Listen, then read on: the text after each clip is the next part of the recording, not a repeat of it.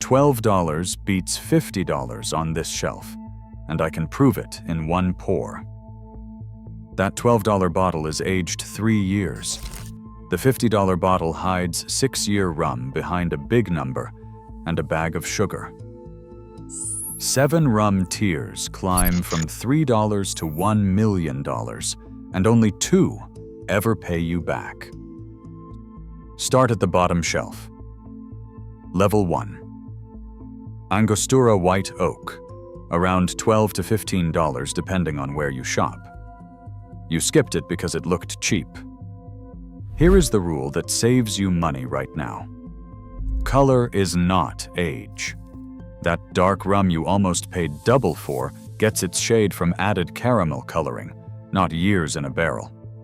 Caramel coloring is legal. It adds almost no flavor, and it creates exactly the visual signal consumers associate with aged spirit. The bottle looks old. The liquid is not. This bottle is not raw grain alcohol in a plastic jug. It is a blend of white rums aged a minimum of 3 years, then filtered twice through charcoal. It is the leading standard rum in Trinidad and Tobago, which is like being the top-selling bourbon in Kentucky. The locals who make rum for a living reach for this one. That is not a marketing claim.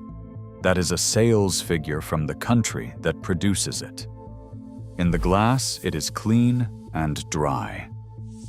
Light vanilla, a little coconut, a faint, grassy brightness underneath. Then it gets out of the way and lets your cocktail breathe. That is exactly what you want in a daiquiri or a mojito. It does not fight your lime. It does not coat your tongue with added sweetness. It does what a well-made rum is supposed to do, and it does it without charging you for a bottle design. $12 makes a better daiquiri than $50. Do not pay for a tan. Read the label, not the shade. Buy it without shame. So if $12 works, why does $30 exist? That question runs the rest of this ladder. Level 2, around $30 to $40. This is your first real sipping tier, and the bottle to know is Appleton Estate 8-year-old Reserve from Jamaica. It sits at 43% alcohol by volume, which is 86 proof. What matters here is not the flavor first. It is the honesty. Appleton 8 carries a true age statement. That number means every drop in the bottle is at least 8 years old. No added sugar, no sweetener padding the finish. What you taste is the barrel, the fermentation, the distiller's actual work. And tropical aging matters here. Caribbean heat accelerates the interaction between wood and spirit through oxidation, extraction, and concentration. An 8-year Jamaican rum often shows the kind of maturity you might expect from something considerably older in a cooler climate. The Angel's share, the evaporation loss per year, runs 3 to 4 times higher in the tropics than in Scotland.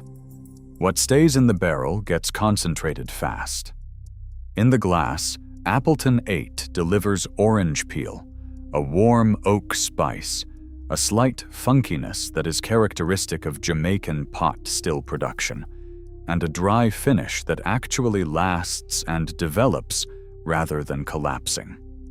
Chairman's Reserve Original is a solid alternative at a similar price, a blend averaging around 5 years, clean and honest. Remember this bottle. This is what transparency tastes like, because the next tier is where the number on the label stops, meaning what you think it means. Level 3, around $28 to $40, right beside Appleton on the shelf, and this is your second bottle worth buying. El Dorado, 12-year, the tall ship on the label. This is a Demerara rum from Guyana, and the production setup is genuinely unusual. El Dorado blends output from column stills and old wooden pot stills, some of the last traditional wooden distilling equipment still operating anywhere in the world. The result is aged in ex-bourbon casks and produces a flavor profile you simply cannot replicate anywhere else. In the glass, it is rich. Dark fruit, dried banana, a deep brown sugar sweetness, a little coffee on the back end, and a long, warm finish that earns its place as a sipper. For under $40, it drinks like a bottle that should cost far more. But here is the part almost nobody tells you. There are two El Dorado 12s. The old one, bottled before around 2020, carried roughly 45 grams of added sugar per liter. That was among the most of any rum on the Swedish national list, a dataset assembled from independent laboratory analysis. If you tried it years ago and thought that heavy sweetness was quality, you were tasting syrup, not the wooden still character underneath it. Then El Dorado reformulated. The current bottling dropped to around 6 grams of added sugar per liter. Same label, same tall ship, completely different approach to what is in the glass. The bottle got more honest, and most buyers who walked away from the old sugary version never came back to find out. That is your second hero, El Dorado 12, current bottling. Buy it, and hold that tall ship in your mind, because the same distillery is about to sell you the trap. If this is saving you money, subscribe. Now, level 4, around $50 to $85. The premium sipping tier. This is where wallets die. Every jump so far bought you flavor. This one buys you sweetness and a story. Meet the woven band. Zacapa 23. Big number luxury box. Gran Reserva across the front. Here is the trap. The 23 is not the age of the rum in the bottle. Zacapa 23 is a Solera blend of rums aged between 6 and 23 years. The 23 is the oldest drop in the blend.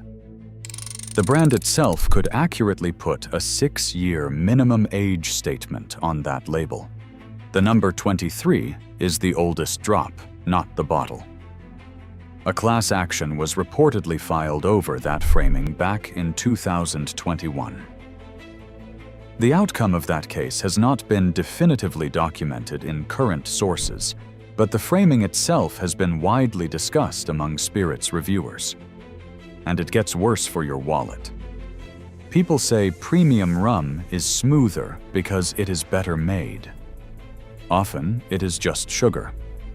Zacapa did reduce its labeled total sugar figure, but reformulated using fructose and glucose, which carry greater sweetening power by volume than cane sugar. The smoothness you are paying age money for is largely mouthfeel from managed sweeteners. The label changed. The sensation in your glass barely did. Look right beside it, and the trap gets clearer. El Dorado, 15-year, sits in this same tier, often around $50 to $60, about half again the price of the 12 you just bought. Same distillery, same tall ship, same column and wooden still setup.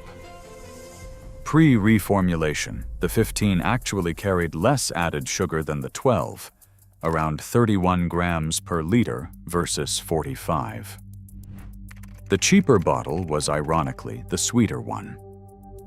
You are paying 50% more for marginally more age and getting a diminishing return that does not match the price gap.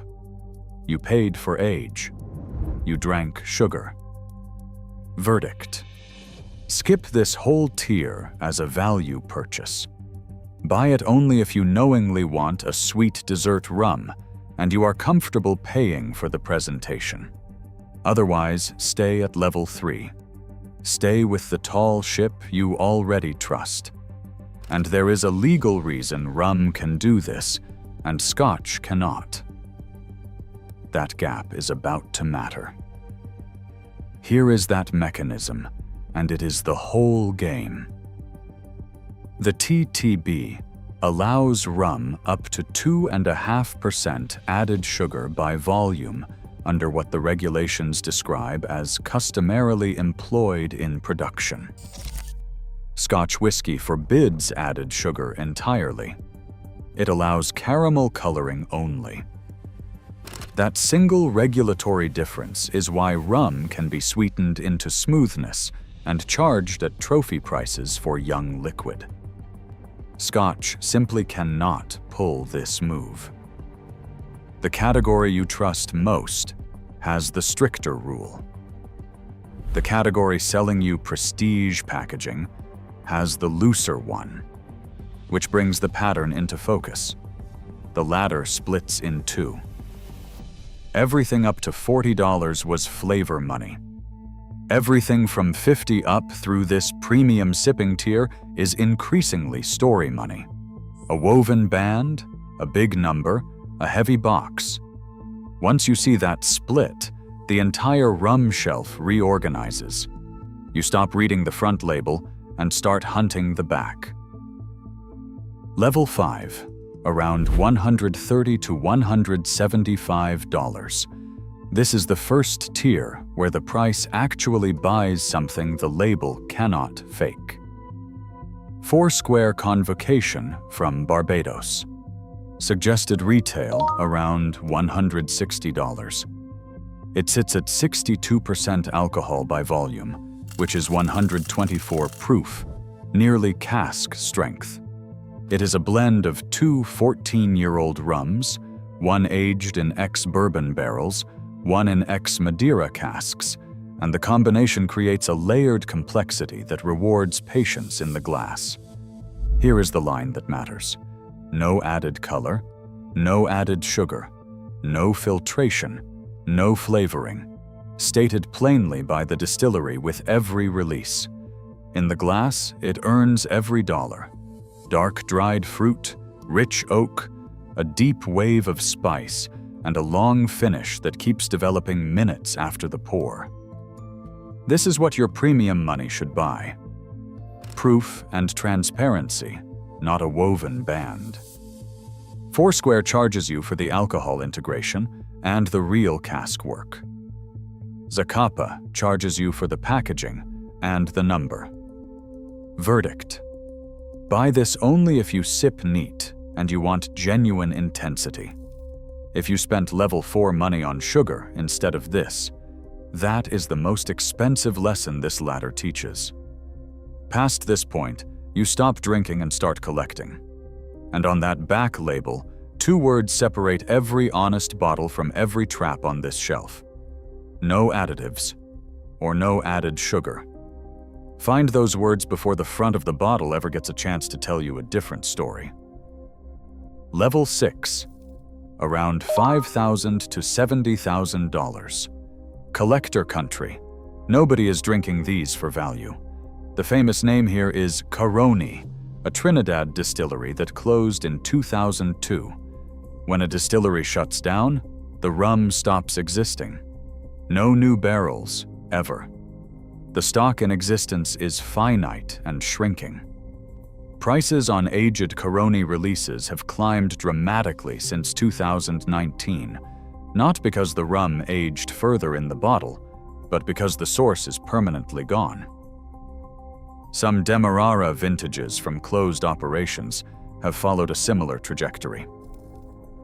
Appleton Estate released a 51-year-old decanter announced at $70,000, limited to 25 decanters globally. Before you chase any of this, one warning the seller will not volunteer. The collector rum market is full of fakes. Closed distillery bottles command prices that make counterfeiting worth the effort. Verify provenance carefully and know exactly who you are buying from. Verdict: skip this entirely unless you are a serious collector operating with expert verification. This is not a drinker's purchase, and the very top of the ladder is not even a drink. Level 7, 6 and 7 figures. This is not a bottle. It is a sculpture with rum inside. Dictador Generations en Lalique.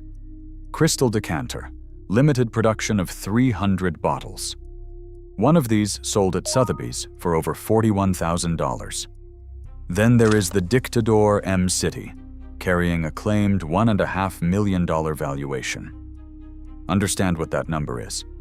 It is a marketing valuation with no verified sale in any public auction record. $1 million rum with no confirmed sale is a sculpture, not a purchase. The vessel is the product. The liquid is a footnote. There is no verdict here because there is no buying decision. There is only a display case and a status tax with a cork. So let us go back to where we started. Put that $12 bottle of Angostura White Oak next to the Crystal Lalique decanter.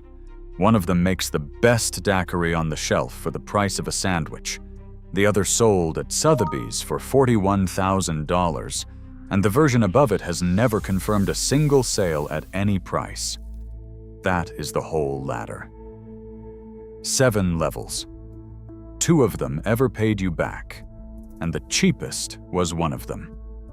Everything from $50 up was buying you sweetness, a number, a woven band, and eventually a crystal box with a marketing valuation attached. Here is what to do with your money. Buy the $12 white for cocktails. Buy the $40 El Dorado 12, current bottling, for sipping. If you want real intensity and you are ready to spend genuinely, save for the 4 square and get proof and transparency in return. Everything in between is a status tax. Read the back label before the front lies to you. Buy the age, skip the story. 2 bottles, put the other 5 back.